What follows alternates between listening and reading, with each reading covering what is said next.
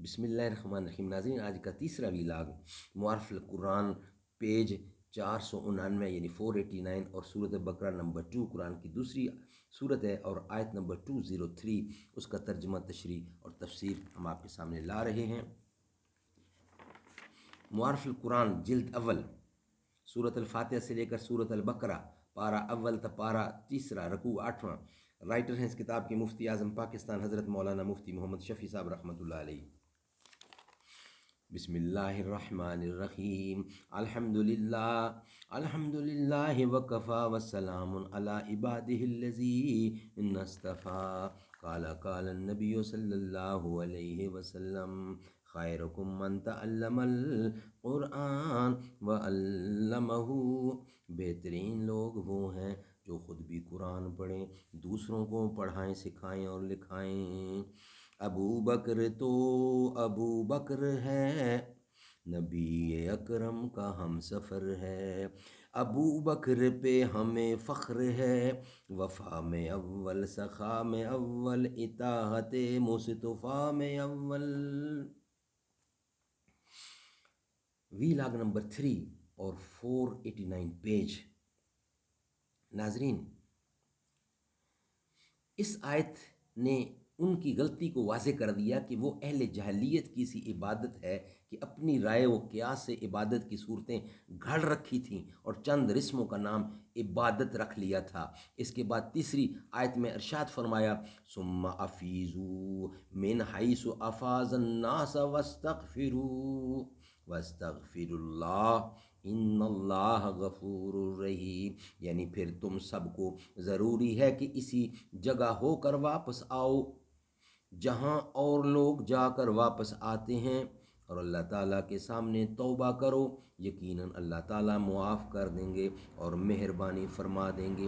اس جملے کا شان نزول یہ ہے کہ قریش عرب جو بیت اللہ کے محافظ و مجاور تھے اور سارے عرب میں ان کا اقتدار مسلم تھا اور ان کی ایک ممتاز حیثیت تھی زمانہ جاہلیت میں، وہ اپنی امتیازی شان بنانے کے لیے یہ حرکت کرتے تھے اور سب لوگ تو عرفات کو جاتے اور وہاں وقوف کر کے واپس آتے تھے، یہ لوگ رستے میں مزدلفہ کے اندر ہی ٹھہر جاتے تھے اور کہتے تھے کہ ہم چونکہ بیت اللہ اور حرم کے مجاور ہیں اس لیے حدود حرم سے باہر جانا ہمارے لیے مناسب نہیں، مزدلفہ حدود حرم کے اندر ہے اور عرفات اس سے خارج، یہ بہانہ کر کے مزدلفہ ہی میں قیام کر لیتے اور وہیں سے واپس آ جایا کرتے تھے، اور در حقیقت وجہ اس ہیلہ بہانہ کی اپنی فخر و غرور اور عام لوگوں سے ممتاز ہو کر رہنا تھا۔ حق تعالیٰ کے اس فرمان نے ان کی غلط کاری واضح فرما دی اور ان کو حکم دیا کہ تم بھی وہیں جاؤ جہاں سب لوگ جاتے ہیں، یعنی عرفات میں، اور پھر وہیں سے سب کے ساتھ واپس آ جاؤ۔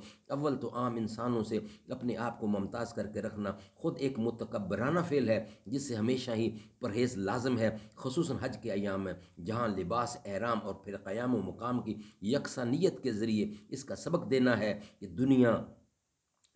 کہ انسان سب برابر ہیں، امیر و غریب یا عالم و جہل یا بڑے چھوٹے کا یہاں کوئی امتیاز نہیں۔ حالت احرام میں یہ امتیازی شان بنانا اور بھی زیادہ جرم ہے۔ اللہ تعالیٰ سمجھ کی توفیق دے۔ یہ تھا ناظرین ویلاگ نمبر 3۔ انشاءاللہ اب آپ کے سامنے لائیں گے ہم ویلاگ نمبر 4۔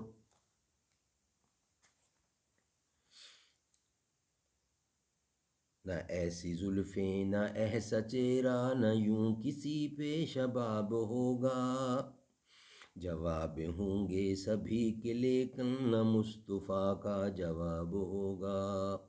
بروز محشر حسین سارے جو ہوں گے یکجا مقابلے کو، قسم خدا کی بروز محشر بلال کا انتخاب ہوگا۔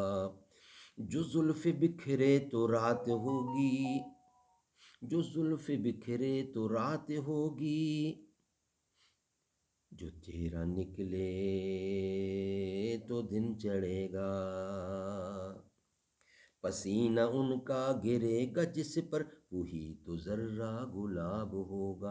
نہ ایسی زلفیں نہ ایسا چہرہ،